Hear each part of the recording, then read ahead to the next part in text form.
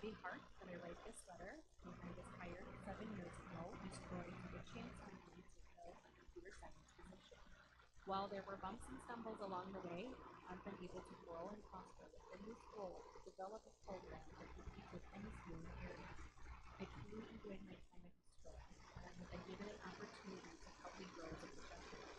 Though the timing of this transition is not ideal, I cannot pass it up. Please accept this as my letter of resignation effective October 17th of 2023. Over the next 2 weeks, I will coordinate with Stacy to ensure all my duties as the CTE coordinator, computer science teacher, and esports coach are transferred to other personnel. Thank you, Nolan Perkins.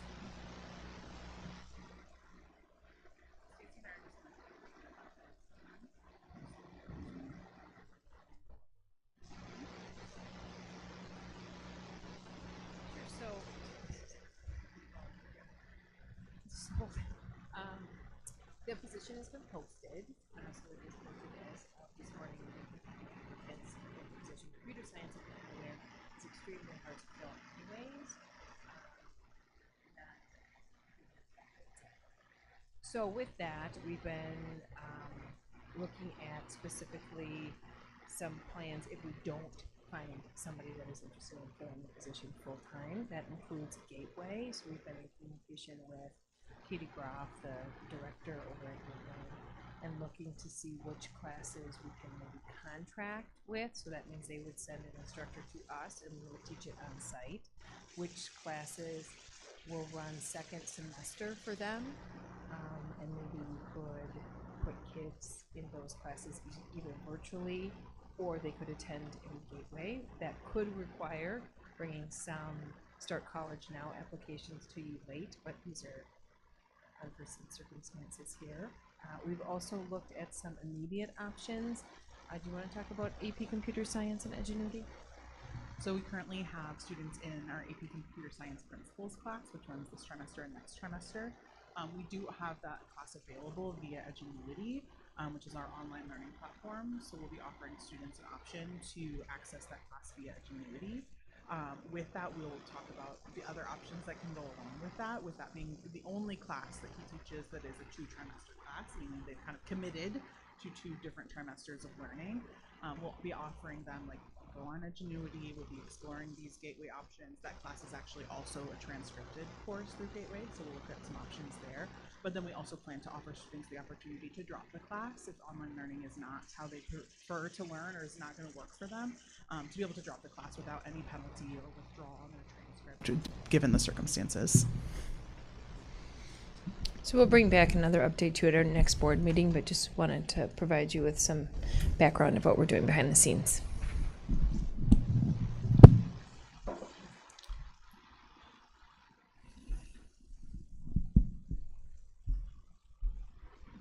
Make a motion to accept the resignation of Nolan Pawalski.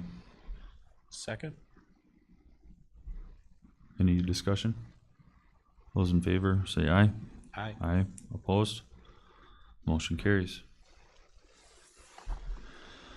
Next up, planning process for possible district operational referendum. Yeah, so pretty much the primary agenda item for tonight, and there's a lot of slides that we want to go through. The biggest thing is, this is kind of the agenda right here, as we can put it up on the screen. The operational referendum of 2026. The goals tonight will be for us to just, again, review our district goals, our purpose overall as a school district, our challenge of what we're facing, reviewing some information and facts, having any discussion, obviously, that the board has. And when I say discussion, obviously that's involving questions, further information that is desired and needed. And then we will discuss the possibility of, is a survey something that we want to possibly develop with the help of School Perceptions? If so, I'll share the timeline from them in regards to what that would look like. And then what's next? Primarily, what's next from the board standpoint of what information do you need, the questions, again, that we need to answer for you, and then setting up another date and time outside of probably, I would say, a regular board meeting in regards to this topic. So those would be kind of the major things. I don't know if we want to, Justin, but if we want to put it on, maybe on the slides, because people, is it on there? People can see it already? Okay, thank you. So a couple things really quick, just vision and realities, right? I'm not going to go through it. I share this every time that we do some sort of larger presentation, but I think it really represents exactly what we're dealing with always when we're making decisions as a district, whether it be for capital projects, operational, and or just programming and staffing, right? That obviously our vision is very important to our district, but without understanding of our current realities, we're going to have difficulties. So our goal is to make sure that all members of our community understand our current realities, how we're addressing them, and how the possibilities of vision can be reached or not reached based upon decisions on that. So I just always like to bring that vision realities of Peter Drucker's quote up there. Our district goals are very important, as we know. I think a lot of places have goals, right? But they don't necessarily, I think, honestly, they get dusty. And I think our district goals are very living, fluid goals.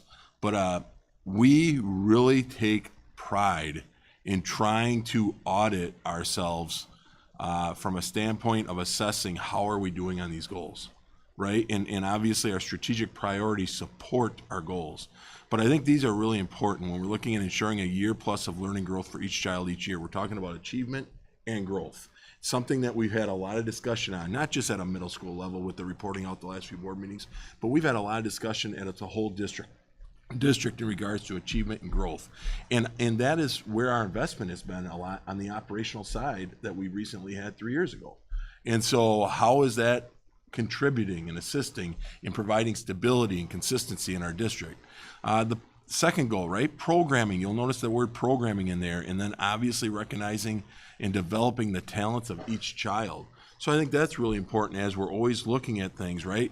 What type of programs are we offering that support our students' talents and interests?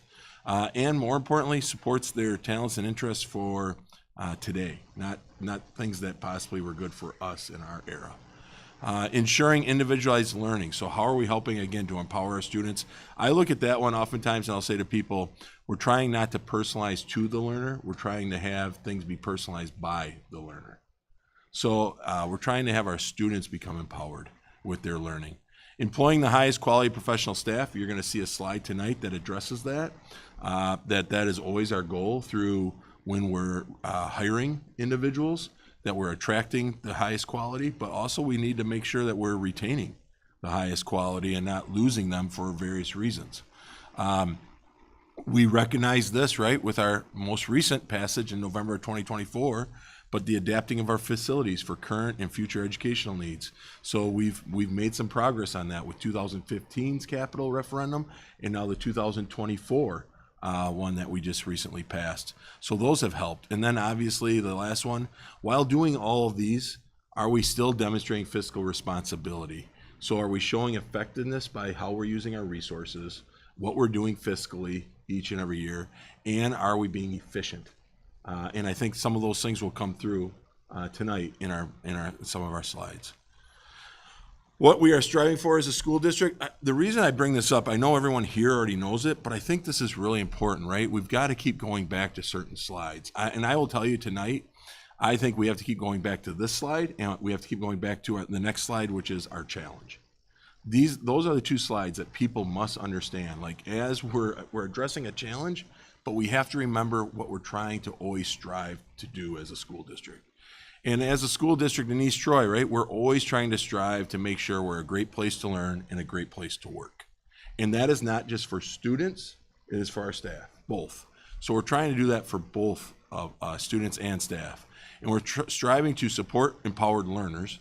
So support and empower learners. That is not, again, just for students. The word learners is there, right? Learners are our adults too, so it's for our staff and our students.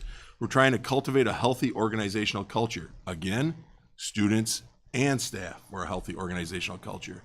We're definitely trying to increase our communication and engagement between our schools and the community, and we're trying to act as a good steward of our district resources, once again, towards supporting empowerment of learners, healthy organizational culture, and communication and engagement.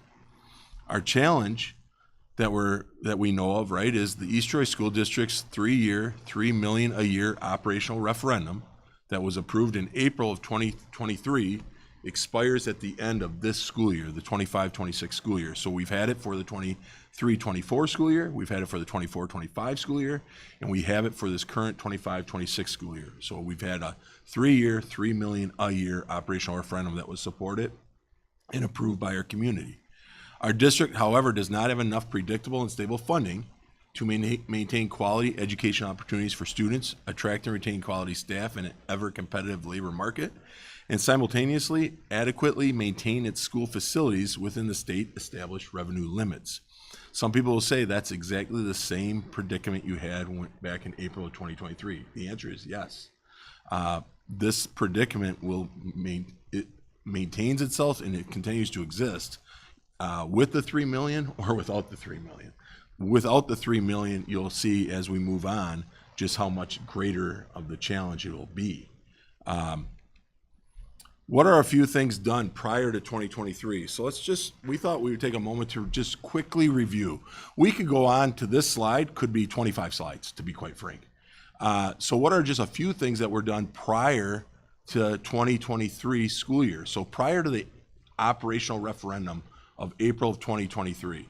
Well, as you'll see up there, prior to that, as of 22-23 school year, so the year before we got the 3 million, operational referendum, East Troy Community School District had already done 10.35 million in balanced budgeting efforts over the previous 16 years then. Some of the things that were done that I think are important to remind people about. Well, first and foremost, the community school district, right, East Troy Community School District, over the course of the previous 9 years prior to the operational referendum, had an increased tax levy by an average of 1.03%. Prior to that operational referendum, now it was an average over those 9 years. Some of that is there was 2 years in there that had zero increase in the tax levy. There was also a year in there, I think it was, let me look at my note, 15-16, had a negative 2.03%. So that's what contributes to the 1.3 over 9 years. Again, I stress, prior to the operational referendum approval. We had changes prior to operational referendum over numerous years. We had changes and reductions in all benefits. We worked diligently to secure better pricing. We worked diligently to secure better pricing per plan design changes. And we still continue to do that. So that was done over numerous years. It wasn't a one and done. We had consistently done that. However, I do want to stress to people, there's a balanced approach to that, right? Like, as we're addressing plans and providers and pricing, we also have to address, like, what's the quality that we're providing the benefits to our staff so that we're continuing to stay competitive in a very competitive labor market. So that's the things we're always trying to balance, have a balanced approach to. Moderate wage increases. I put CPI into this because that's what we've been primarily sticking to, is consumer price index.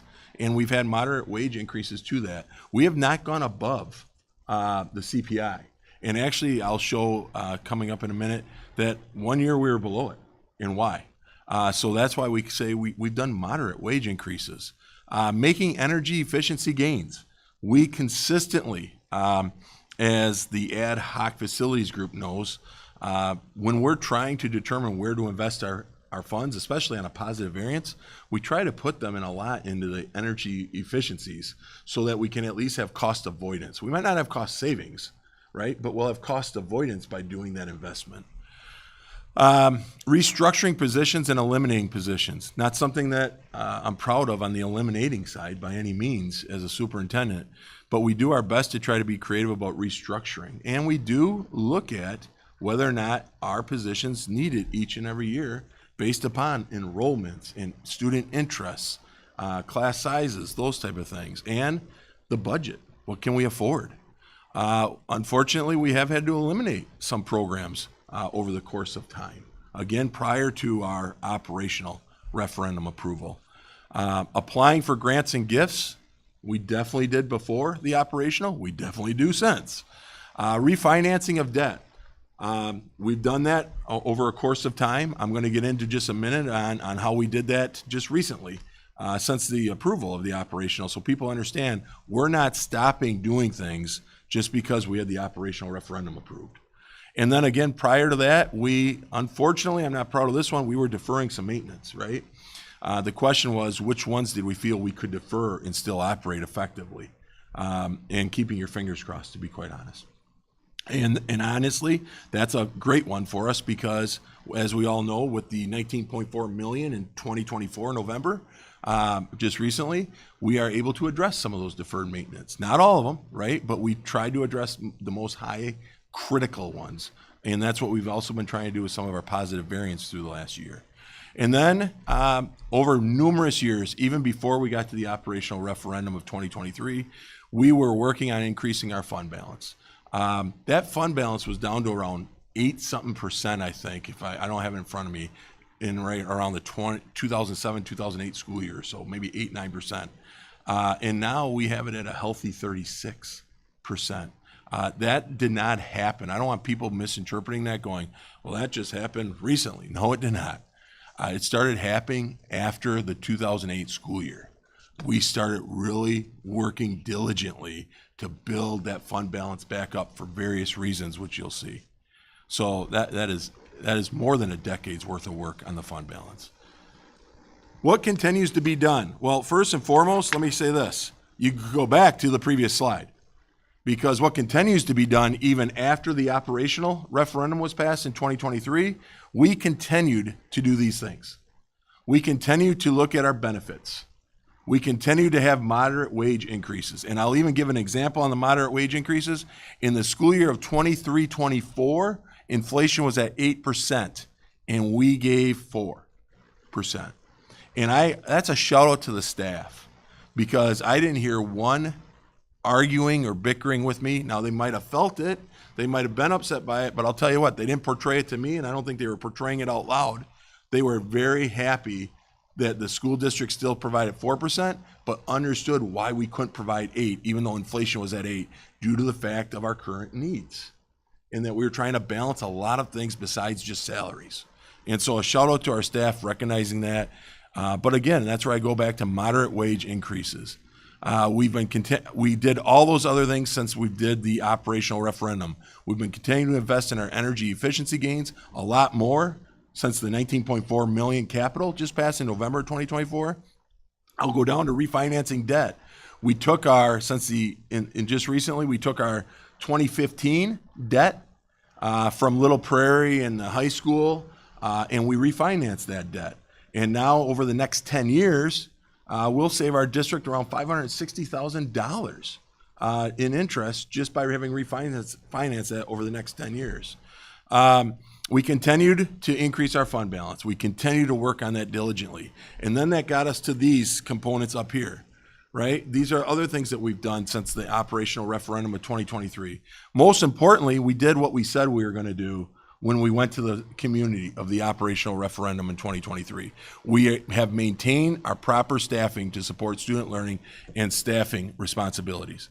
We said that was our goal, to maintain programming and to maintain our student learning by having the proper staffing. And we've maintained that, right? We have been able to maintain that with that assistance and that help. We've also been able to do long-term fiscal responsibility. The district has obtained, as I've stated already, 36% fund balance, which has allowed us to, one, it'll help us with emergency expenses if we ever need them. Two, we're experiencing it right now in 25-26 school year this year, right? We had a structural deficit coming into this year. We projected that. We estimated that 3 years ago. When we went to the community in April of 2023, I want to reiterate that. We're always nervous about estimates and projections, right? Especially when you're getting 3 years out. But back in April of 2023, we projected and said, if our estimates are in the ballpark, we know in year 3, we will still have a deficit, even with the $3 million for that school year. The question was how much? And we were projecting anywhere from 400 and something thousand up to $1 million. And it ended up being in the $400,000 park, right? And so we've utilized that fund balance to offset that deficit this year. There's a benefit to us having increased that fund balance so much that it allowed us to help us to balance our budget this year. I am not a fan of using the fund balance, as the board knows, on ongoing expenses, right? But we also wanted to maintain our staffing for this year, as we told the community would happen over the 3 years. And we had a healthy fund balance to do it. So we still allowed it for this year. But I think it's really important for people to understand the $3 million did not balance our budget even for this school year. The fund balance has allowed our short-term borrowing to be eliminated for the last 2 years. This year and last year, by having such a healthy fund balance, we've been able to eliminate short-term borrowing, which has substantially saved our district on the interest. So that's another component of showing fiscal responsibility. We've been able to, in the last 2 years, 23-24 and 24-25, or 23-24 and the 25-26, our 24-25, we've been able to deposit $100,000 and $250,000, you'll see, into our Fund 46, which is capital improvement funds. And I will say, this goes to a lot of the ad hoc facility subcommittee, and it goes to our citizens facilities subcommittee that put in so much work. And they were saying, how can we attempt to be prepared for emergencies outside of the fund balance? This is where Fund 46 came from, and it's the capital improvement fund. Now, this cannot be touched for 5 years. You have to invest for 5 years before you can utilize it. We are now entering year 3 of it. So we cannot, if something were to drastically happen on a capital side, from an emergency standpoint, we'd still need to return to our fund balance at this time due to the fact we cannot touch that capital improvement fund until year 5, until after year 5. So, but the nice thing is we are putting money into it, again, for emergency maintenance expenses, something we did not have prior. We increased 18 special education paraprofessionals from part-time to 36.25 hours a week, as necessitated by increased student needs and a competitive labor market. We were recognizing that the number of paraprofessionals that we had in the special educational side was just, the turnover rate was too fast, too much. We were struggling to get paraprofessionals, and the turnover rate was too much, which obviously, if you use both those things, are not at all a contributor to a benefit to student learning. Also, I think it was a scheduling nightmare for staffing, which again, I will go back to, is then not a positive to student learning. When you're having a student with 5, 6, 7 different paraprofessionals in a week. So we looked at that and we said, what do we need to do? We need to invest. We need to invest. We need to move our paraprofessionals up to that hour to allow, obviously, it was to help on the health insurance component, to increase the hours. Hence why we weren't doing it prior. But we needed consistency. We needed to become more attractive for people who want to be employed here, and we needed consistency of retaining our quality paraprofessionals. We were able to resurface the high school track and replacement of lighting on the football field stadium, and we know we added the additional lighting to the soccer stadium. Now, this was not done, and I want to make sure people understand this, this was not done after the operational referendum had been approved. This was done during the 22-23 school year. And this was done because of the positive variance we had. Unfortunately, let's remember why we had that positive variance. It was because of the number of staff that had left, and most of them in their letters stated because of the lack of the concern of the stability of the district at the time. And they left. I think we were at maybe 81 that year, 81 staff. When you're talking paraprofessionals, certified staff, support staff, administrators, we were at, I think, around 81 that year. Now, the negative of that is having lost so many staff. Also, the concern about the stability at the time. The way we tried to at least take a negative and turn it into a positive at the time was based upon what we had for our difference in savings. We said we've got some big projects that need to be done. And so we invested them in track, football, and soccer stadium areas. We are able to complete now phase 1, and we're in phase 2 of the 19.4 capital referendum projects that were approved in November of 2024. So we're addressing additional security needs and safety needs. We're addressing academic spaces from the middle school science labs area and other areas within our building. We've addressed high critical maintenance needs that were deferred that we're able to now get done. And then finally, one last point, that what we've done since we've done April 2023 on the operational, we've utilized positive variance in the years in which we've had them. This past summer, we had a positive variance, and we were able to complete a couple other high priority capital projects that were not within the capital referendum that have been identified in our list. Steve will recall, I believe it was Steve and Dale at the time, they said, if you have additional funds ever going forward, try to get the priorities of 50,000 or less items that were high priority needs. And so we did that this past year. Now some of the priorities are much greater than the 50,000, but some of the ones that we were able to address this past summer, HVAC updates, which were done throughout the district. We had repairs to main electrical services at both the middle school and high school. And I underline the word repairs because that came out of our Citizens Facility Advisory Committee. They really stressed to us, please always look at repair versus replacement. And we couldn't agree more, right? We try to determine whether or not can we do a repair rather than a replacement. In that instance, we did a repair and it had substantial savings for our district. The Brett Miller Gymnasium upgrades, if you haven't been in there, I encourage you to go in there. Full bleacher replacement, wall painting, new acoustic panels, and the floor resurfacing and updated paint scheme. We're done. All again from positive variance this past year, nothing from the operational, nothing from the capital. So moving on, again, we've all been through this, but I like to remind people, so Wisconsin school funding, it really is about since 93, right? The revenue limits. I'm not here to talk about pro or con to the revenue limits or anything else, but the revenue limits came in 1993. We've talked about this before. They came out of nowhere pretty much. People were not expecting revenue limits in 1993. And when they came, they were based upon the spending of the previous year of the school district. At that time, East Troy, and we continue to be, I think, a very frugal district.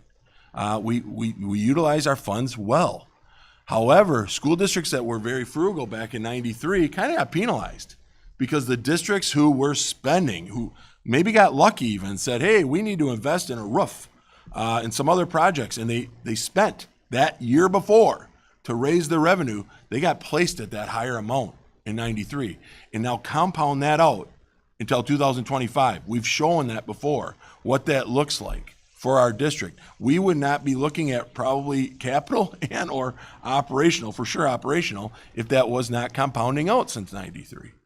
Capital projects, we still probably would have to go to a referendum, but I don't think on the operational side.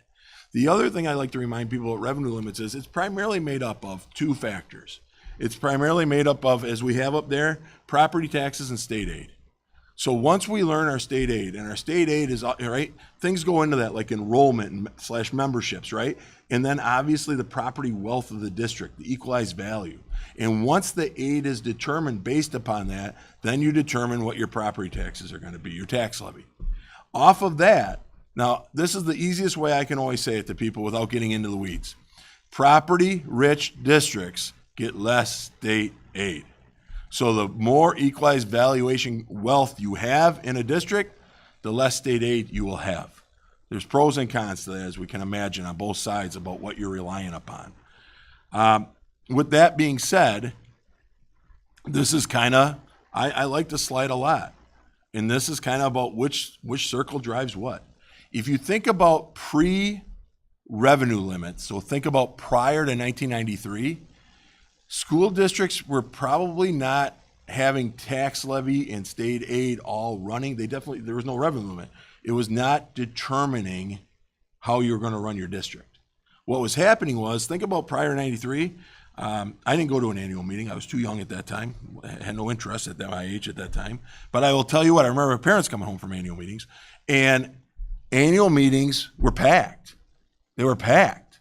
And they were packed because they wanted to know how much was going to be invested into the educational opportunities.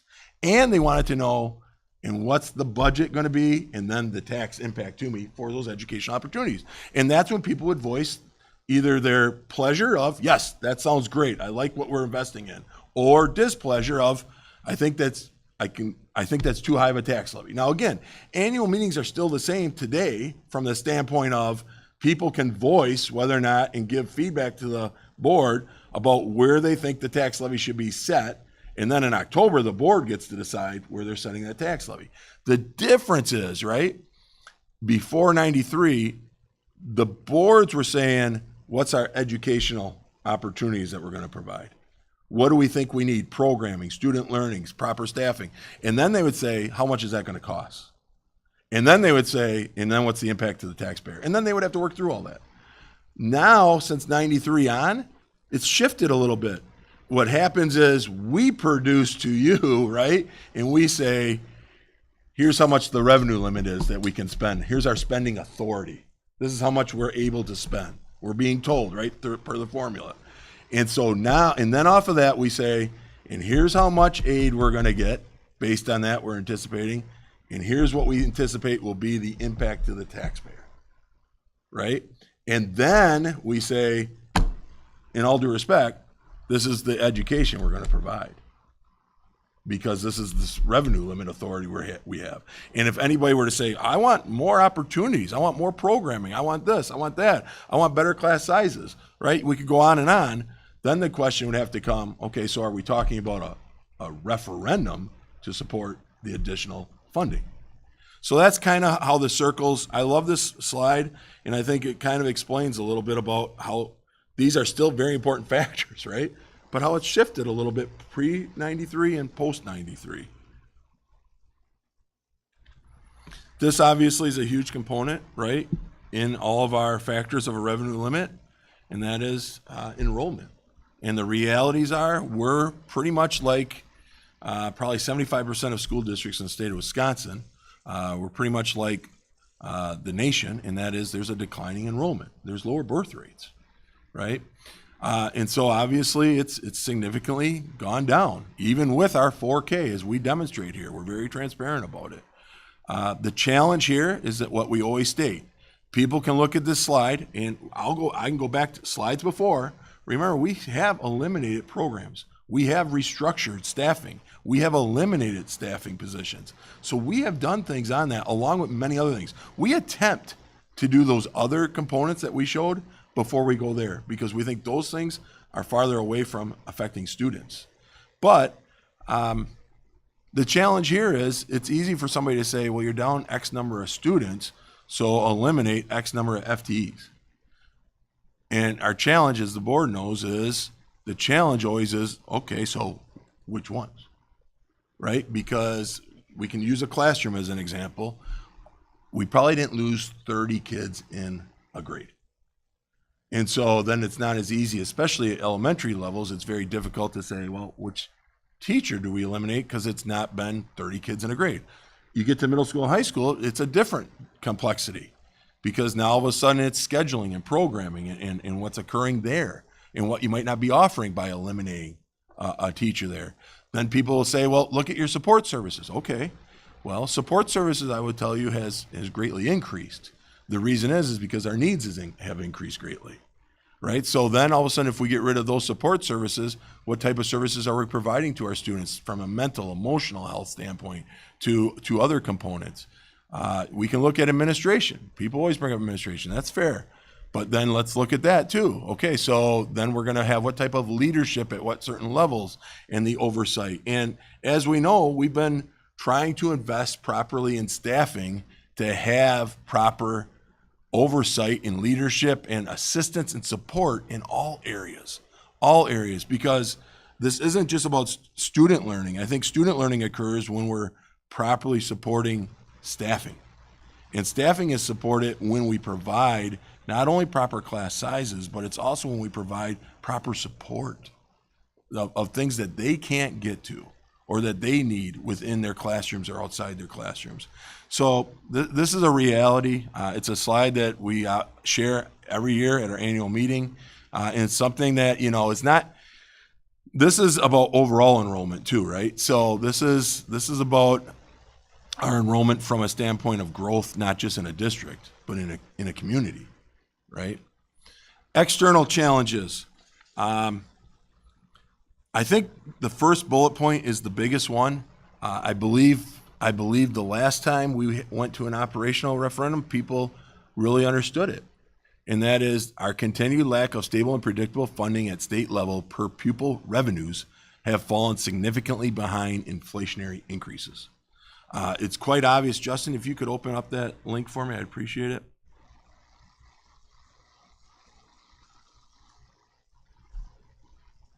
Thank you for making it a lot bigger. So you can see, I'll give an example, right? So per pupil adjustment under price indexing. In 2009, 2010, it should have been 274.68, for example. The actual combined resource was 200.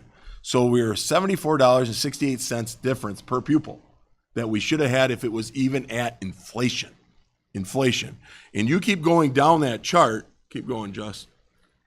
You'll see that we were having that year after year after year, and some of them were a negative $200 difference, negative 305 one year, negative 208, negative 115. Those are the difference to the point of down at the bottom, the cumulative per pupil difference. Just the cumulative per pupil difference is $3,360,000, if I'm reading it right, or $380,067.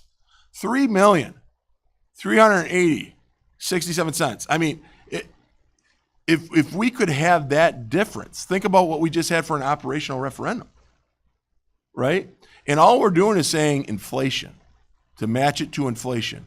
I think people understood that, and we're still saying that, by the way, because one of the big things I want to point out is I've heard a lot of people talk about the $325 in the new biennial, right? The new biennial budget carried over the $325 you'll see from 23-24, 24-25. So for 24-25 and 25-26, or 25-26, 26-27, we have $325 again. And people are like, whew, thank goodness we got the $325 again. The $325 is not at inflation. So I don't disagree. We could have gotten zero, 200. So $325 carrying over for another 2 more years. But I think we must not forget it's still not at inflation. It's not at inflation. Moving along. We have, that's my bad, I'll go back. We have continuing increasing costs of economic conditions. They're going to continue, right? We're going to continue to have inflation affecting other aspects of our school district, as we've gone through earlier already. We have teacher shortages nationally and in East Troy. We're no different because it's increasingly a competitive labor market, more now than ever before. We just approved of a resignation night of somebody leaving our district in October in a very difficult job to fill. It's difficult when we even have time in the summer, more or less it being during the course of the school year. That's becoming a more and more reality for us. Declining enrollment, we just talked about, it's nationwide and locally. Our biennial state budget, I just talked about it. Now this is big, we've already talked about this a little bit, has no increase for general school aids. And then you'll see in parentheses, I have a tax levy impact up there. This part is about, again, yes, we got $325 per pupil, okay? But the biennial budget did not provide any general school aids. So any increase in our revenue limit that the $325 provides, right? Any increase in our revenue limit from last year to this year is off the $325. We didn't get any additional state general aids to help offset it. So point is, it goes to the taxpayer. It's going onto the tax levy, which, let's be blunt, becomes a predicament for school districts that are under operational referendums and may have to go back, which is us.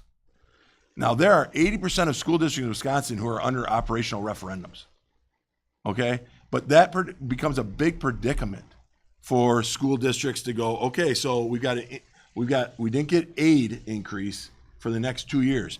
And by the way, that's the first time, I looked it up today, the last time the state provided no increase in general aids in both years of the biennial budget was 2009 to 2011. I just think that's a really important thing, and we have to take that into account as we're thinking about this, right? And Amy's done a great job during the annual meeting, and she'll show it tonight, about those impacts, right? So we kind of have an idea, but they're estimates at this time. But it's still important for us to recognize. So when some people might be trying to say, we're spending so much more, I ask people to look at our spending of the year before to our spending now, our revenue limit to the year before to our revenue limit now, recognizing that we have capital, 2 capital referendums in there, and we have a $3 million operational that'll go away at the end of this year. And then start recognizing, as I pointed out at the annual meeting, look at the aid line and the property tax line. Doesn't make a property owner feel any better, but we can't control the state level's budget. We have open enrollment patterns that we're looking at. We know we're attempting to address. We recognize it's a very important component, especially for districts such as ours that have more outs than ins. We still have the pandemic student learning gap, and we still are addressing it and still looking at it. We have to look at student preparation for our current and future job market, and we have continued new mandates, right? We have new expectations and new responsibilities, and not all bad. When I use the word mandates, it's not all bad. The only thing I ask is I want them to be properly funded, right? I mean, you'll never hear me dispute the new requirements that we have in regards to safety for schools. Infrastructure, psychologically, physiologically, they're good things for our students and our staff. But they're also, they come with a cost for infrastructures and support services and all these things. Look at Title IX. I think Title IX, the new guidelines of 2020 and the framework that's provided by Title IX, extremely good for the benefit of students and staff. However, it's time consuming, right? Hence why we had to go have a Title IX coordinator brought in this past year, because of the time consumingness of it and doing things well, doing it well. So what does it all mean for East Troy? Well, revenue has and continues to not keep pace with inflation. I think that's the biggest thing, right? That people understand and we recognize it. And look, we have a projected deficit for a foreseeable future. Especially without our $3 million. Early estimates, this is without the $3 million that we currently have. You'll see this tonight in a more detailed spreadsheet that we'll provide. But early estimates are $4.5 million for next school year. They're at 5.6 for 27-28 and 7.1 about for 28-29, and these are approximate numbers. Now, again, I say this is without the $3 million, as if we don't have it anymore, right? But one thing I'd like to point out there is, if somebody says, okay, but even if you had the $3 million, you're still going to be 1.5 short next year on a projection, just for next year. Yes, on our early projections, that's what it would be. If the $3 million we had for next year, we'd still be 1.5 million short for 26-27. Now, again, we have expenses that continue to increase, right? Our salaries have always been the CPI, except for the 1 year we were in less than that. But we have these expenses, right? Salaries, insurance, transportation, utilities, supplies, labor costs, maintaining of facilities. And then we have the most important thing out of everything, right, that sometimes get lost in all this.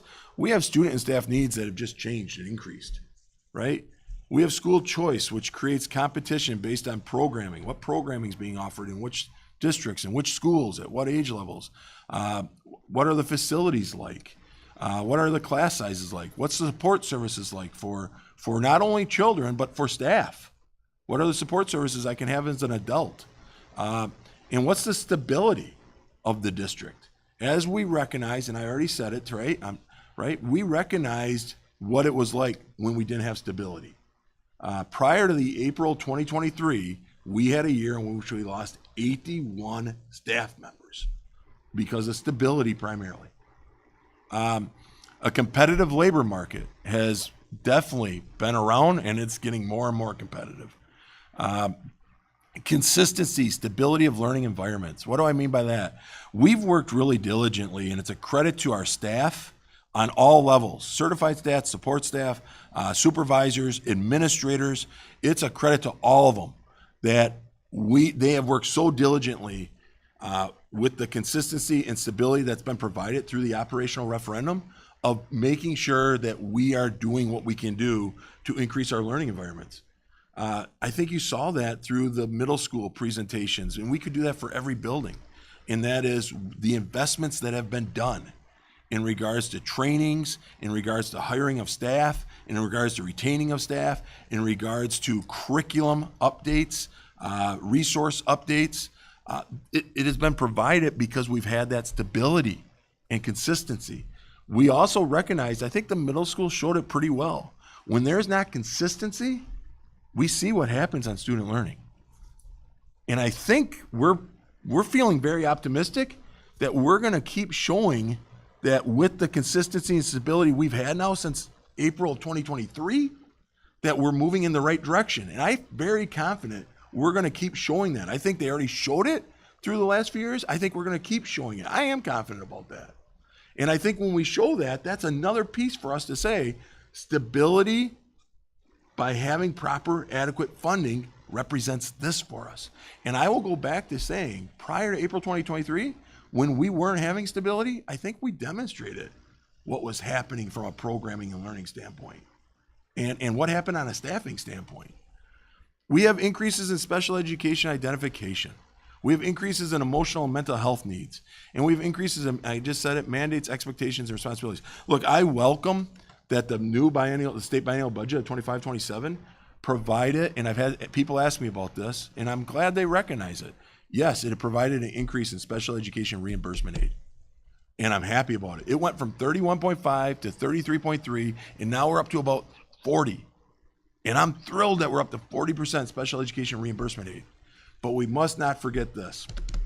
That's still a large percentage that that is a mandated cost for special education that is still not being covered by the reimbursement aid, but it's being covered by the revenues, right? So our coming out of the general funds.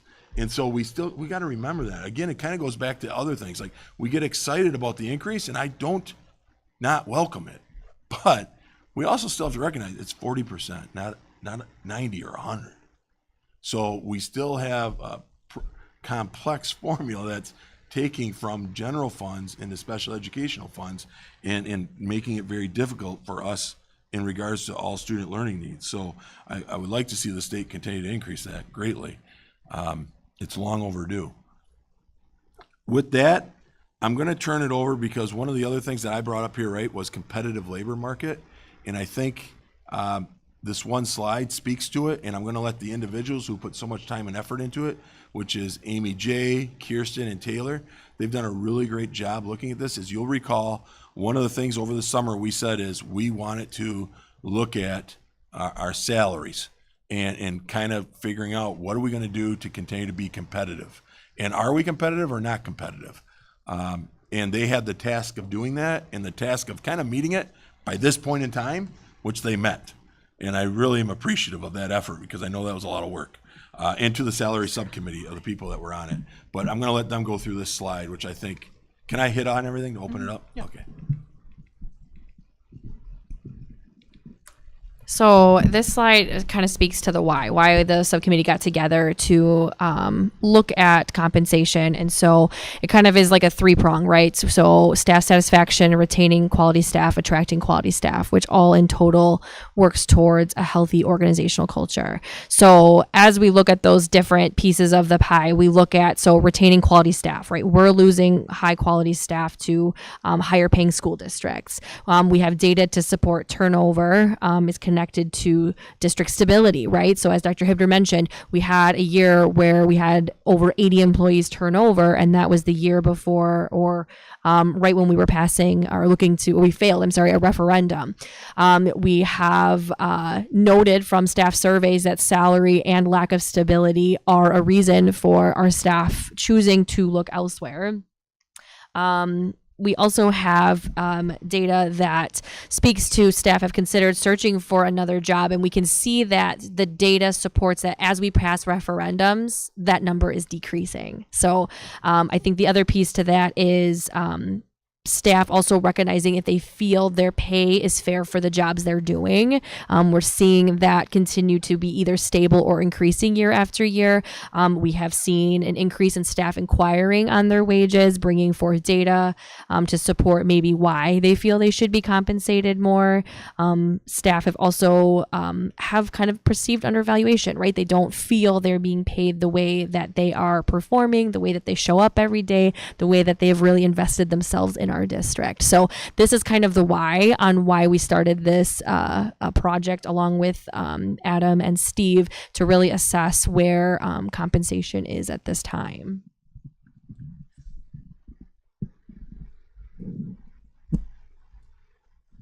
All right.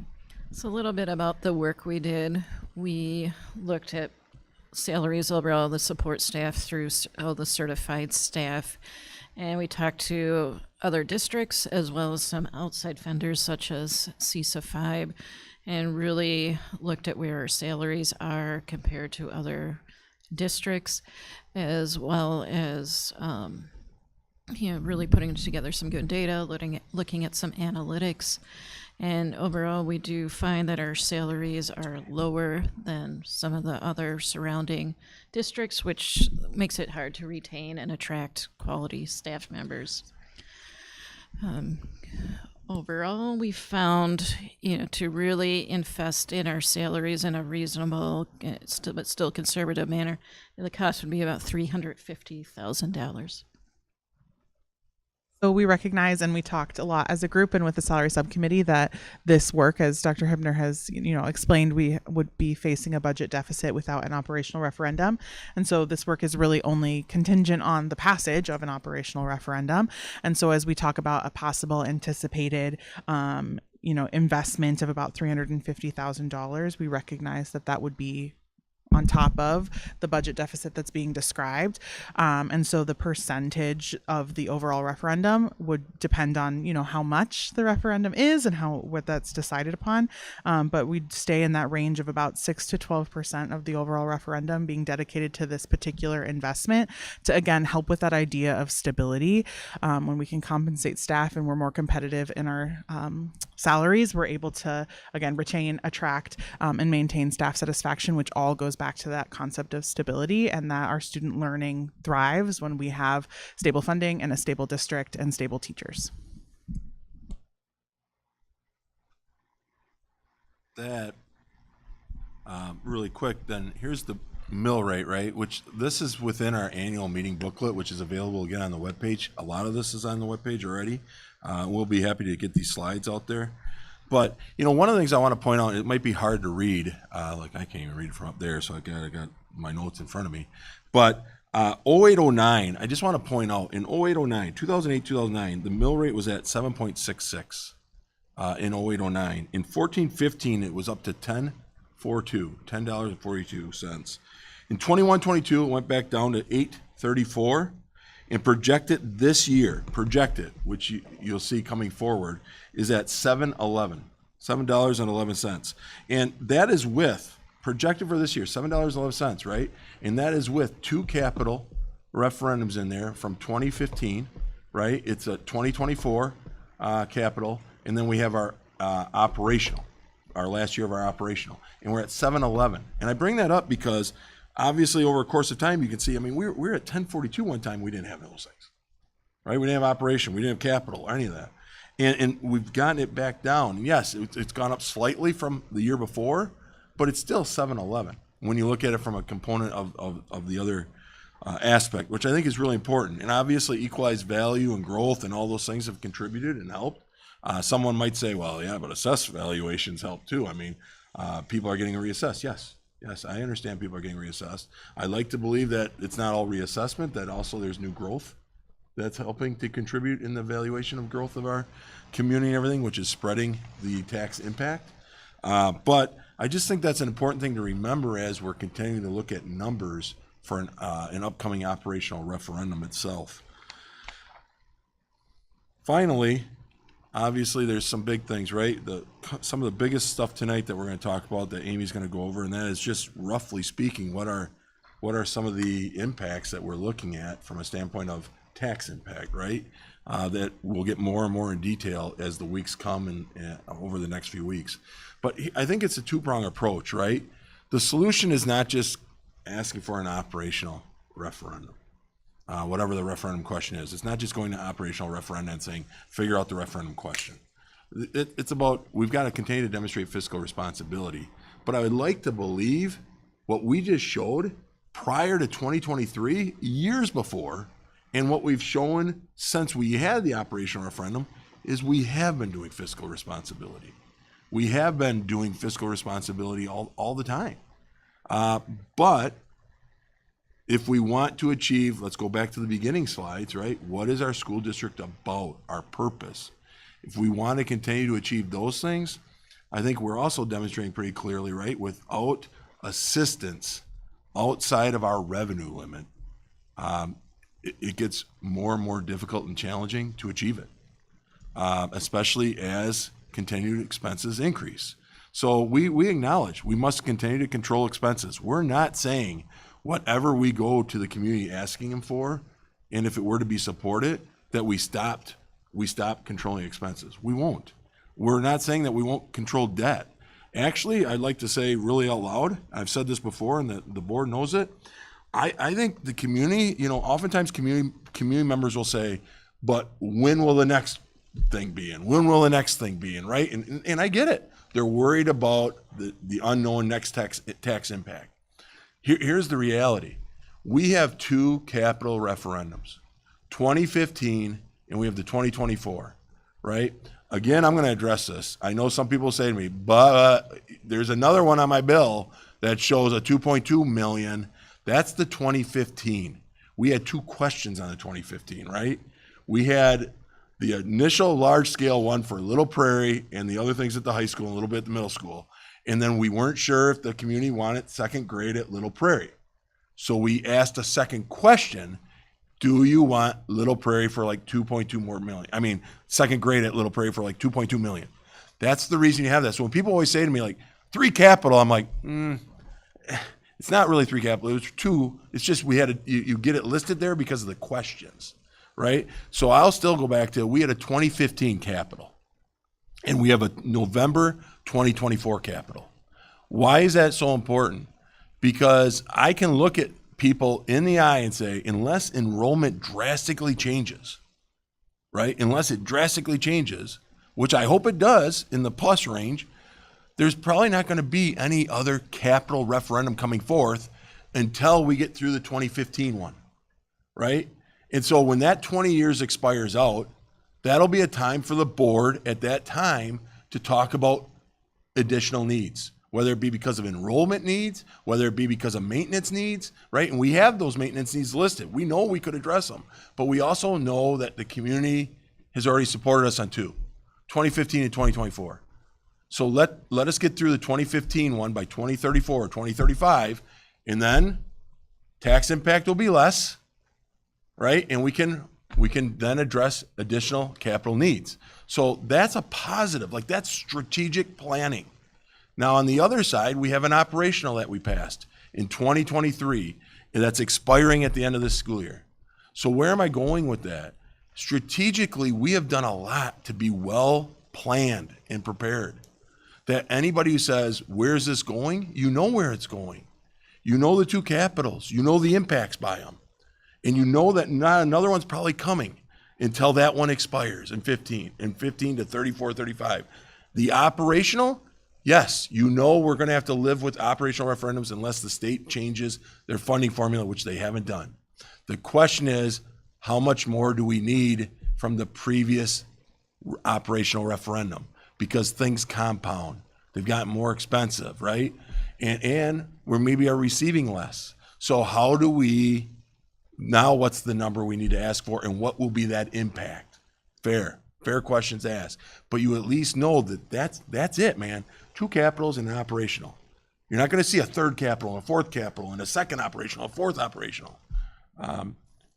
That's the plan. And we're trying to stick to it. So again, we'll continue to do all these other things up there that are fiscally responsible, but we also recognize that an operational referendum, and really it comes down to that you could look at it in two ways in a way. What's the tax impact with the one that's expiring? So meaning the one that we have right now is costing us how much? And how much dollars overall could we do today with that same tax impact? So if the tax impact's $1.40 or $1.30, whatever that tax impact is at the $3 million per 3 years, what does $1.30 or $1.40, whatever that tax impact is today, what does that get us for in full dollars now? Does it get us $3.5 million, $4 million at the same tax impact? And then the second, the other way of looking at it is, right?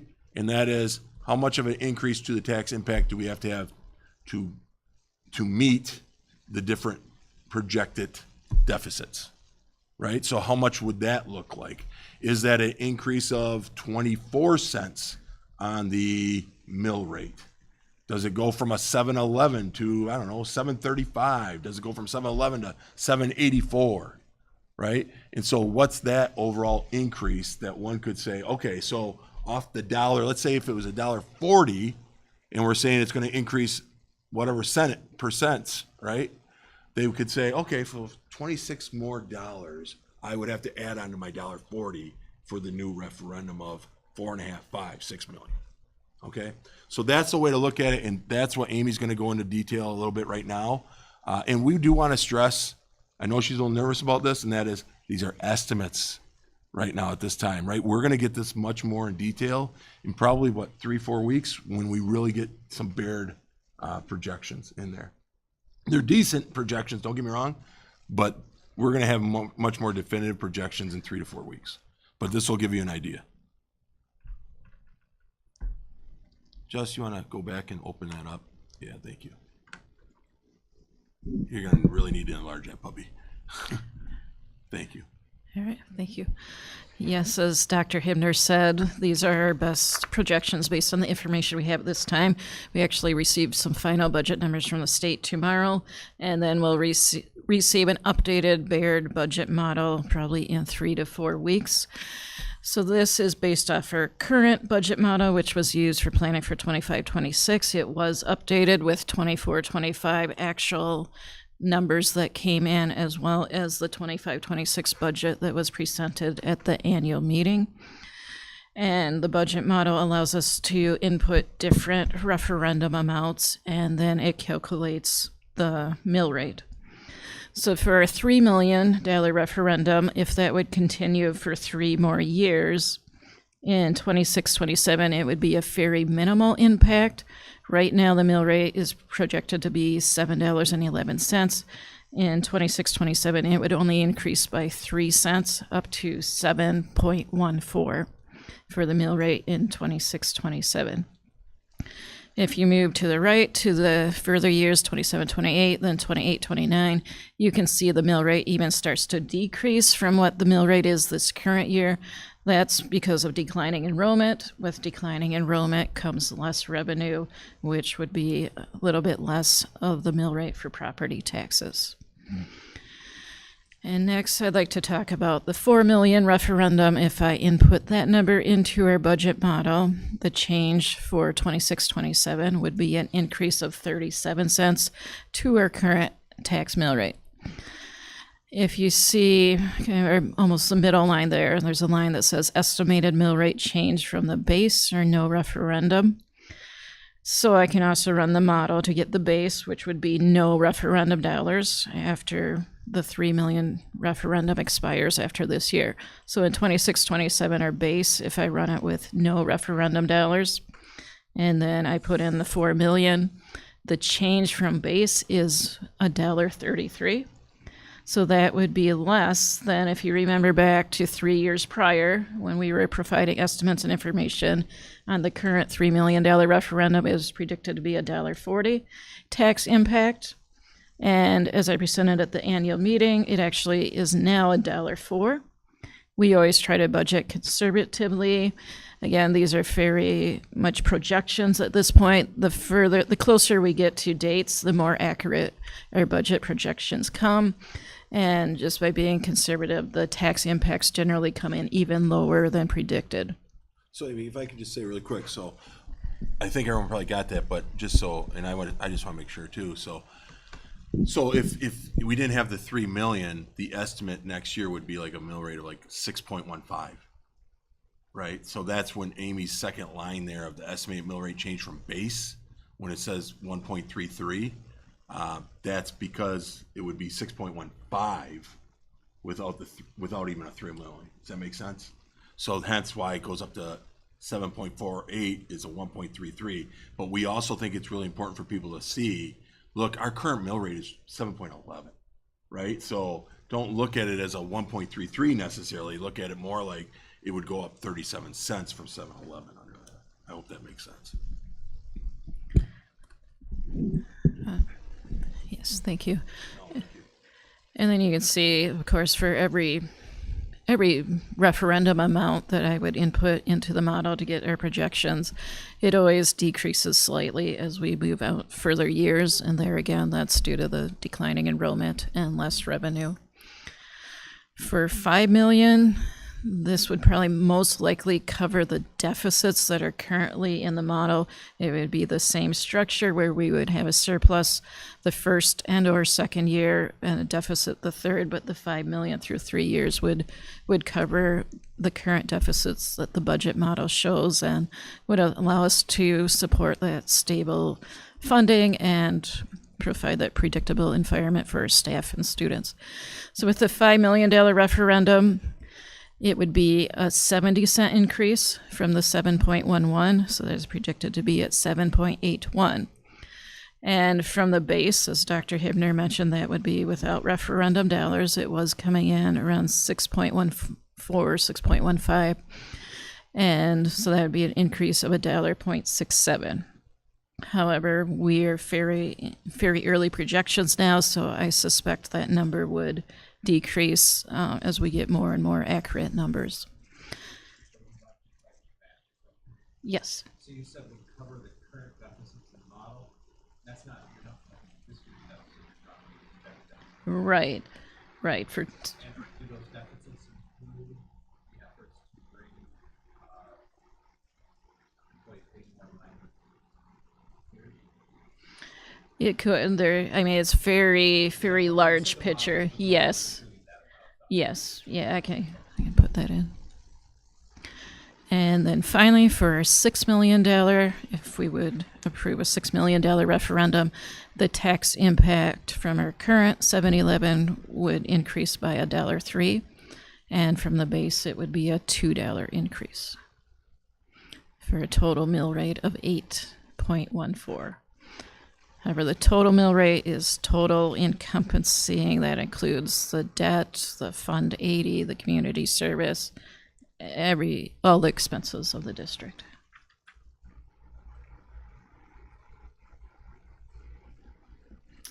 Are there any questions on the tax impact?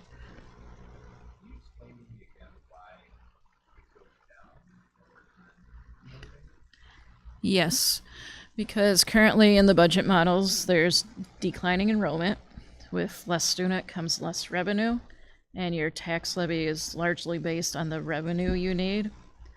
And if we have less students, we receive less on our revenue limit, so we can collect less revenue.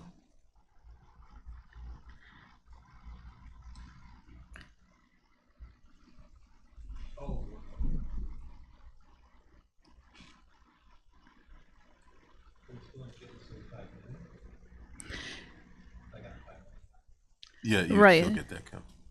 Yes, the 5 million would, so if we didn't have the 5 million, our revenue limit would be $5 million less. So we have 5 million more every year, except, so the revenue limit, it's a complex formula based on like previous year's costs, 3 years of enrollment, property valuations. There's many factors that go into it.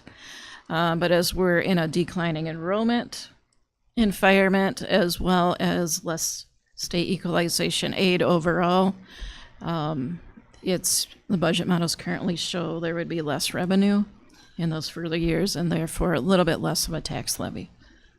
I think the other thing is, and this is purely an estimate by us at this time, right, is that 4% growth that you'll see on there right now. I mean, there were years in the past it was well above that. So, and obviously that would be a huge benefit. So our numbers, we feel, are conservative. Now, it has been less than 4% before in past models too, and in actual models. But the previous few years, it's been greater than 4%. So we were conservative on that number due to the fact we know that if it's greater than that, obviously it's going to help us to reduce, obviously, the overall tax impact, which could greatly assist us, but we're not going to know that yet. We will know that soon. So that obviously is another component, but we're being conservative again on these numbers at this time. One of the things is if you take our early projections, which is the Baird model, right, of the structural deficit, you probably added that up already, right? Like it's over 17 million. with the 4.5, 5.6, and whatever, 7.1, 7.2. And you might say, well, wait a minute, the 5 over 3 years is 15 then, right? Yes, that's true. But as Amy said, one, we're being conservative in these numbers. So we're hoping, we admit it right now, we're hoping. We'll know more than just hope in the weeks to come. Would it be more around 15 million in the Baird model than 15, right? Than 17. The other thing is, we're trying to get it as close as possible based upon the impact to control that. And we recognize, just like we did this third year, we might have to utilize some fund balance if possible, to try to control how much we're asking for from the community, rather than being absolute certain that we have the entire deficit covered. And we think the community kind of appreciates how we address this third year. Can you scroll down, Justin? And Dr. Himner and I were talking earlier today. Of course, we're hopeful that a referendum would be a possibility, but as we budget conservatively and want to look at all possibilities, we were talking about what if a referendum didn't pass, what actions would and budget balancing efforts would need to be made. So we talked about a hypothetical $4 million referendum. Based on the annual meeting and our current budget, salaries and benefits are 68% of all expenses. So if we reduce it, if we do the math, 68% of 4 million is a little over $2.7 million. So we would look for budget balancing efforts in full-time equivalencies of staffing positions. And looking at FTEs across a range, support staff, certified staff, administrations, with salary and benefits combined, an average of $85,000 per FTE. So if I take that $85,000 and divide it into the 2.7 million, early numbers show that about 32 FTEs may need to be reduced or restructured if there are no referendum dollars starting in 26-27.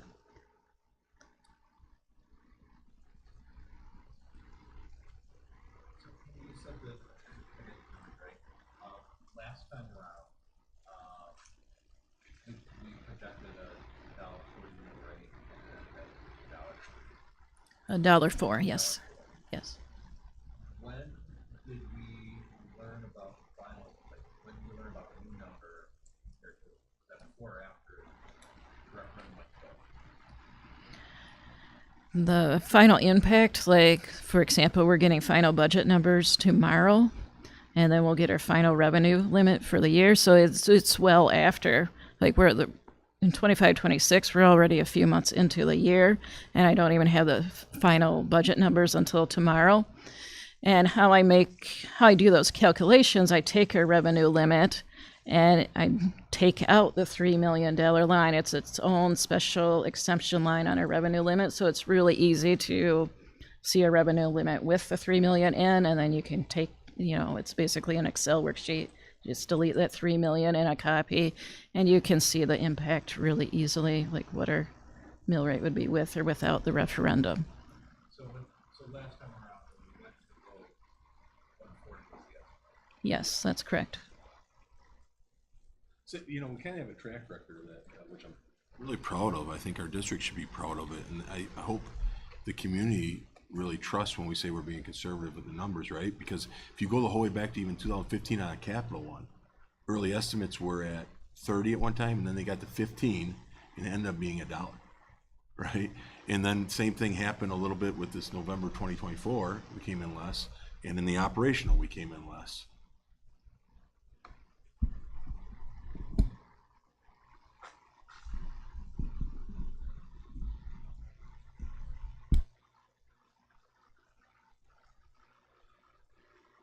Discuss things where we were hoping to, just can you close out of that for me, bud? Thank you very much. So really, as we started the night with, right, we said, just for you guys to have discussion amongst each other, ask us questions, say, hey, so here's information we think is lacking that we need, that we'd like to see, right? Obviously, we didn't go into a proclamation and and sharing all the prideful things that we have going on from a student learning, programming, and all that standpoint. We were talking more from a fiscal standpoint tonight. And then the second thing that is on the agenda that's been posted as a discussion action, and that is the board interested in school perceptions, as they have assisted us in the past with capital and operational, in composing a survey for you to look at and determine whether or not you want to keep going forward with it. Obviously, we'd be making a commitment to a contract with them, and then they'd be working on, right, the strategy development, to the survey design, to the administration component of it, and to the reporting out of it. We have utilized them for quite a few now of the past stuff, not only just always related to referendums, but we've utilized them for other feedback tools. But that would be something that we would kind of need to decide tonight, because just, can you open that up, the link? I just would like to, this is the timeline. Oops, can we not get that? Here, I'll go through it actually here. I've got it. So, when I was meeting with them the other day, and they're like, it's doable, but they're like, but they said October, they would like to do obviously a kickoff. So I already met with them and said, here's some narrative a little bit. And I gave them the board agenda tonight and said, by tomorrow morning, I will give you a yes going forward or no, we're not going forward. But they said that you need to know, that we needed to know, share with the board, that if it's a yes or a no, here's the timeline. Like, if it's a no, they said they won't have time to turn around a survey in a due time that we'd want for the data back, because they said by October 27th, they'd like to already review the survey with the school board sometime in late October. They said if they get a special meeting or something, but they said they'd like to review it in late October. Then they'd like to already be getting the school perceptions, like to get the survey sent out to some external proofer, obviously, that we've used in the past.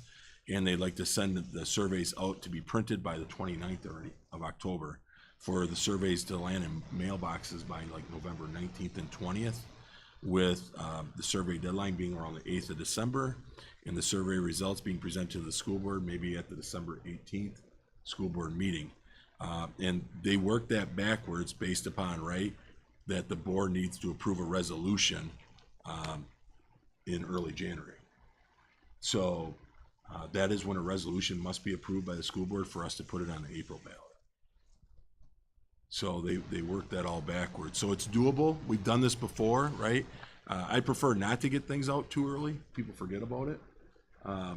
But they basically told me, like, tomorrow, give us the yes or no. But if you give us the no, you can't come back to us weeks or months later, because we won't be able to do it in time for what you need.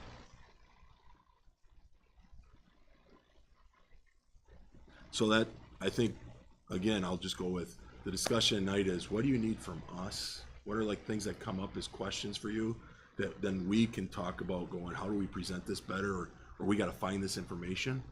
I think that's really important, right? So what are the questions that were just popping in your heads as things were being presented? And then secondly, there does need to be discussion, which you can't have that discussion until there's a motion or second. If there's not one, it'll just die, and that is on the survey part. The survey, I'll be blunt, as we know, it's the same as it was before. For them to do everything in the survey up to the reporting out to the board, it's about 10,000.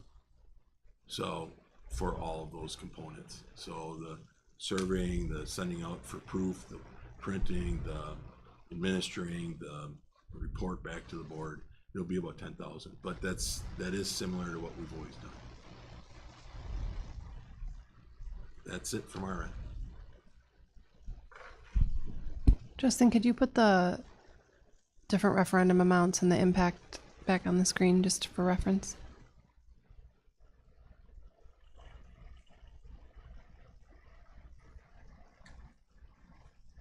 Thank you.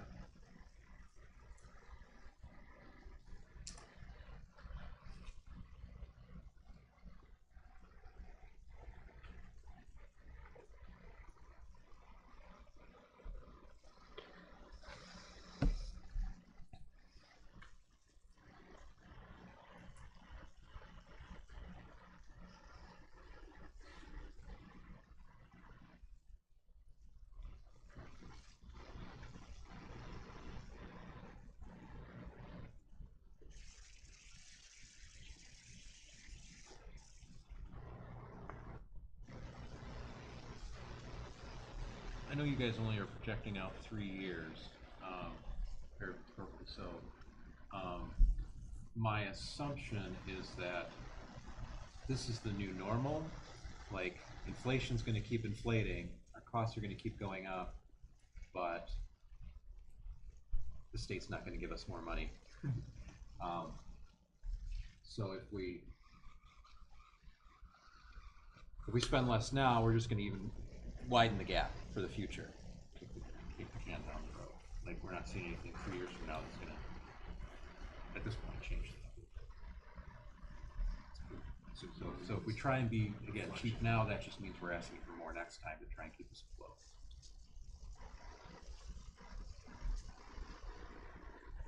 The districts who, there are some districts throughout the state that I know, right, they don't have even non-recurring. They did recurring referendums, right? So they thought, do it once, be done, never have to go back. And they're going back for now non-recurring ones to add to the recurring, because the recurring is not keeping up. There are different options. 3 years very common is very common. 5 years is very common for non-recurring operational referendums. However, I did receive some very valuable feedback based on our current referendum from some community members. They like the 3 years because then we're re-evaluating things again in 3 years. There's a lot of unknowns at this point. So we're basically only asking for really what we know we need because we can budget better for 3 years out. And then we re-evaluate it again in 3 years. And if there is changes in state funding or other changes, we can make sure we budget accordingly. I would love to do a 5-year, to be honest. We talked about that last time, right? There was reasons why we did, about the concerns about estimating that far out. Now you'd think about in hindsight, right? The negative is, it feels like we're coming back around so quickly and a lot of work to be done. But if we would have done a 5-year, $3 million per year for 5 years, we'd be pretty significantly short in years 4 and 5. So there's a positive about only going out 3 years. Would it be possible, I'm curious to see, now that I see what our new potential mill rates would be, back to the slide that shows the other districts and what the current mill rates are?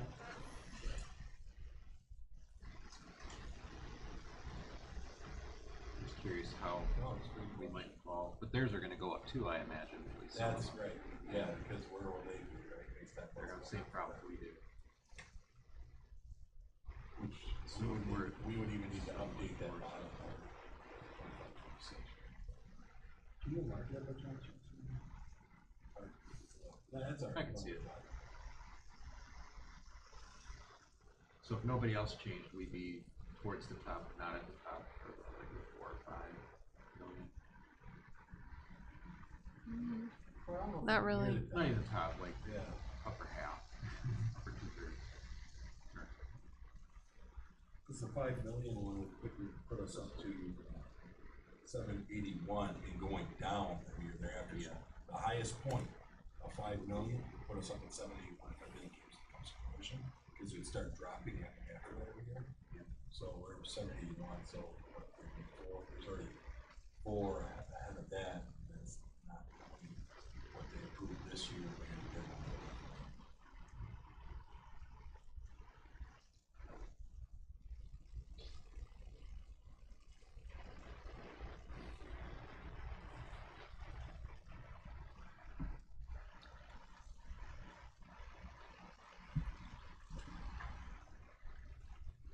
Well, it doesn't sound like we need to figure out what the dollar ask is today. It's just, I think obviously, we need to be asking for a referendum.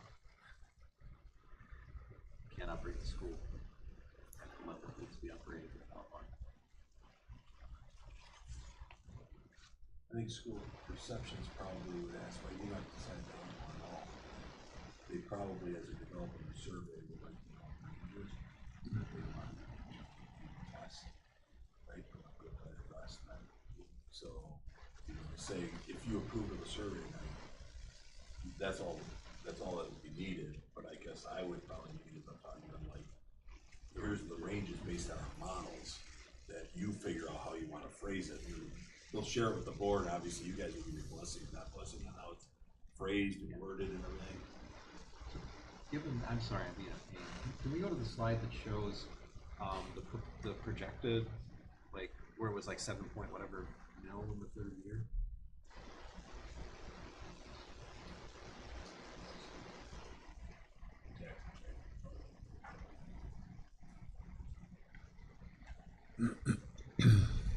No, not this. The what you thought the deficit would be. Oh, the one where we said the 4.5, 5.6? Yeah. Yeah.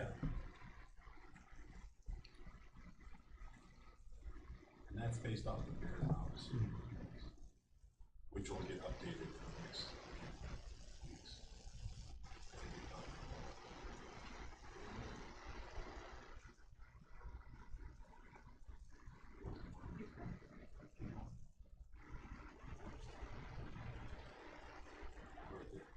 Okay. So Amy, you said the 5 mil you felt would cover the deficit that we're kind of listing in the first 3 bullets there. Did I understand that correctly? You did. Like these are very early projections. We're always very conservative, so I expect the numbers should come in better. And it just seems like the reasonable ask. I mean, definitely 6 millions that could sustain things even more. There again, we do have like declining enrollment. So we may look at, eventually our costs have to follow the declining enrollment as well. So there's always budget balancing efforts the district is considering. And again, these are very early predictions.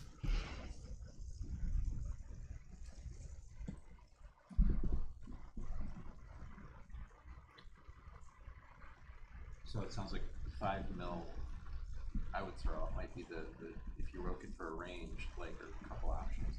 And I don't know what the last one were, I just was wanting to be prepared for that from your guys' perspective. They were asking. I mean, anything that they're gonna send out is gonna come back to you guys for. Right. Right. We certainly need to ask if we know what our need is. We know what I think our need is. We certainly need to ask if the community will support that need. I don't know what other questions we want to ask. Scale down from that or scale up from that.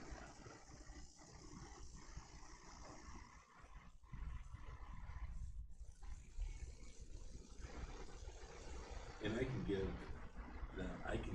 if you guys elect to go this way, such a survey, I'll just provide them the data. And they can And come up say, with, you guys, they've had the right, experience. here's the data that we talked about at school, they're probably even watching it right now tonight.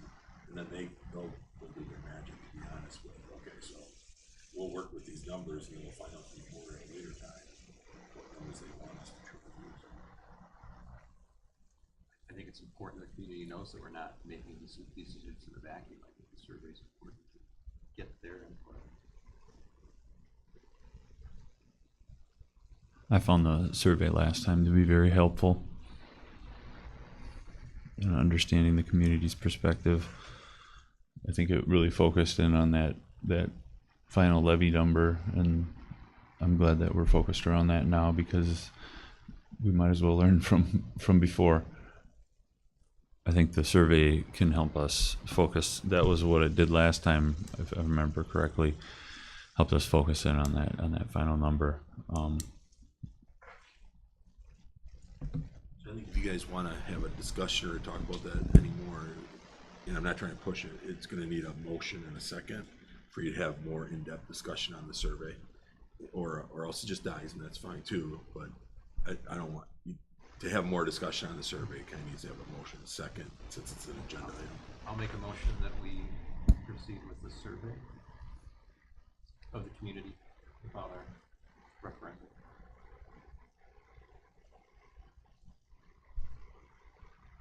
I'll second. Any further discussion?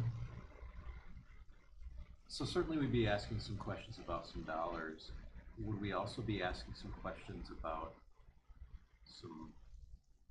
for example, would we ask, does the community support efforts to bring teacher pay in line with our, peer districts? a good question, Bill. They will work it however which way you want. So, I mean, they've done surveys before, like, this wasn't the last time we did, but I remember moons ago when they did one on an operational side. They literally, we were interested in knowing, like, even from a standpoint of which programs are most, like, if we have to make decisions, which ones are they saying are the ones to stay away from to you're gonna have to look at, right? And obviously it all depends on who's filling out the surveys and all that. So I think they can do it numerous ways. If you guys are interested in certain things like that, please let me know and I'll convey to them, or else I think they'll just do their rough draft on information presented. I will reiterate them to them, like, watch the school board meeting. You're gonna get an idea, especially on when you guys had an opportunity to talk right now. And then I think that'll help them to form the way they think the survey would be to what you guys are desiring. I'd just like some questions that if it's all no, we're wondering why did people say no, like have some additional details about, you know. I don't know what other questions to figure out that out might be. And one of the things with the survey, right, is an opportunity. They do a great job of words with the design, and obviously all your feedback is always helping. It's not just getting the feedback, it's sharing what the community story, right? So people have a better understanding of the information we just kind of want to work on.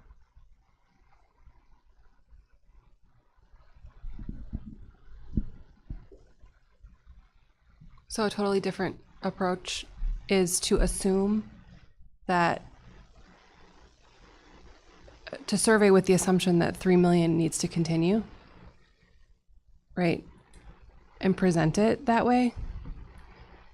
When we went to referendum 3 years ago, it was with the goal of getting off the ground, getting above $0.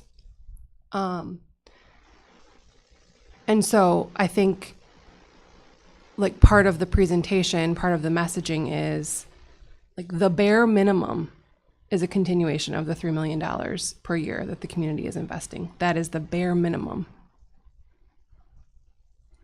And what does that impact look like with the data we have right now? And the additional ask to X, Y, and Z is, I don't know if it's one option. Literally, it's the board saying, we understand the budget, and to be able to look out 3 years with confidence to continue to deliver what we're delivering, we need the community to support us with X dollars. And to me, that's it. Like, I think the community has shown up with a very good amount of trust in passing the last 2 referendums, and we should acknowledge that confidently to say, like, great job, we did it. We've supported our school district and we've been able to do these things.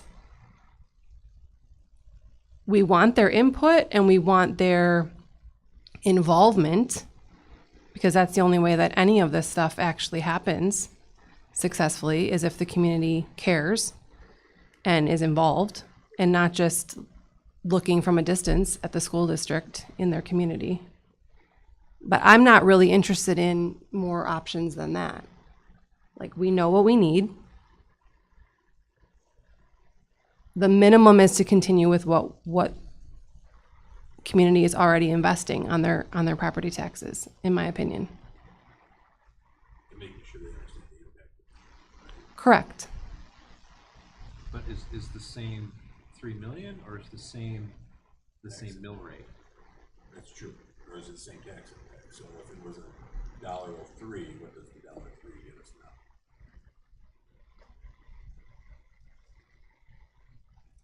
I think I would need to see how that could be presented.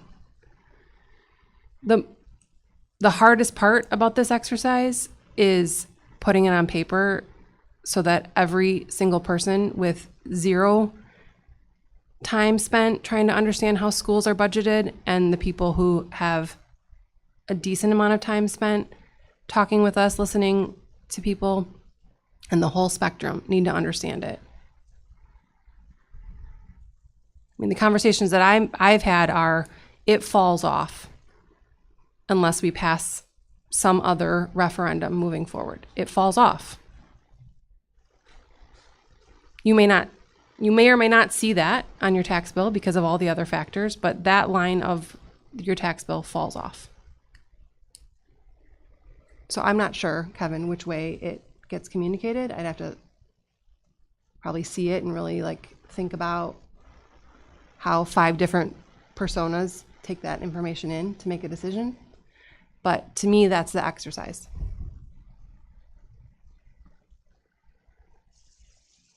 Yeah, so if I restate what I've heard, like a first question, that's, would you support continuing the same tax impact or the same amount as the last referendum, provided that here was what impact is? We would have to terminate 16 teachers and reduce services. And the second question is, would you support, just potentially, would you support, a tax impact of this or this much more, which would allow us to provide services at the same level we're providing now, bring teacher salaries up to, more closely aligned with peers. Is that kind of what you said kind of 2 options? So. Yeah, I mean, there's the negative spin and there's the positive spin. And I think both of those would need to be evaluated for how it's testing the message, right? The community made this investment. This is what we will be able to continue to do with the bare minimum. The flip of that is, here's all the stuff we're going to cut without it, right? And I mean, going through this once when it didn't pass and twice when it did, like I think that's the nuance of the work to figure out. And we're in a different space than we were when we hadn't passed any referendums in many attempts. I think the community looks different now.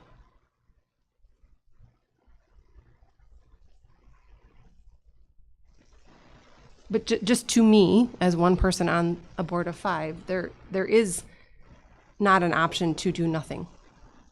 So let's not present it that way. Yeah, I don't think you need to ask, would you choose to, would you choose 0?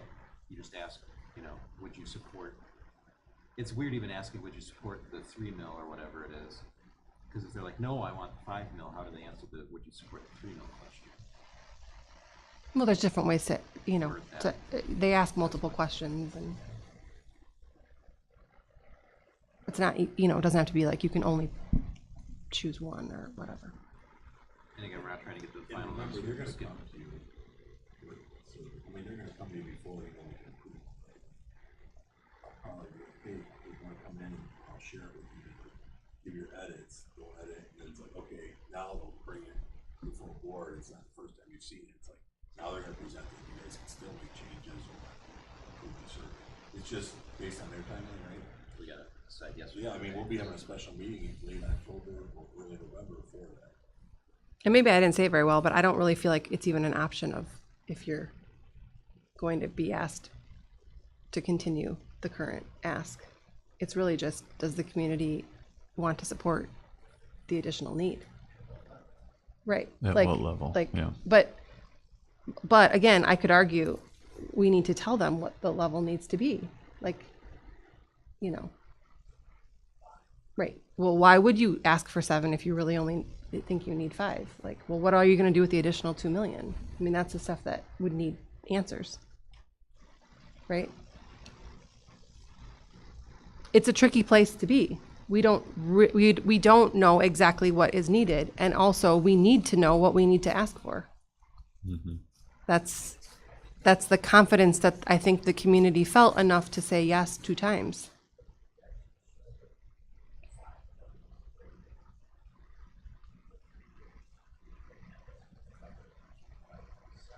Yep. 5.73.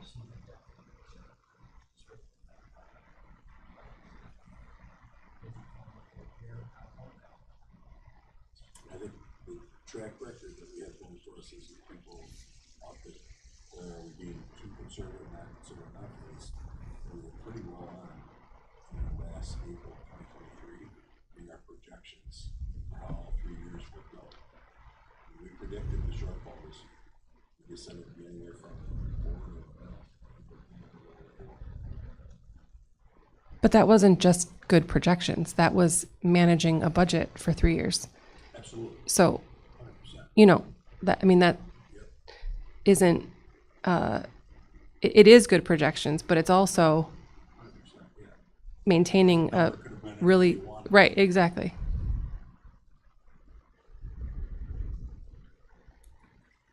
Can I just say, if for some reason, like a larger amount was supported by the community, let's say we did have a $7 million referendum, and then once all the budget projections came in and we only need 6 million, there's the option of only to levy for that 6 million as well. There's that option if the community wanted to go higher versus lower. We would not have to levy the full amount if we could still support all the programs and staffing.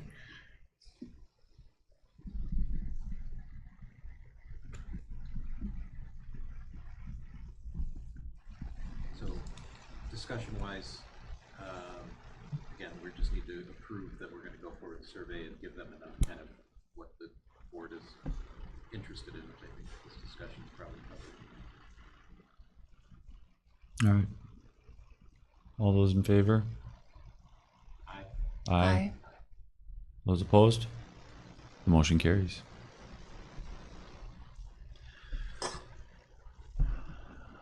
That was our C, right? All right, make a motion to adjourn. All those in favor, say aye. Aye. We're adjourned.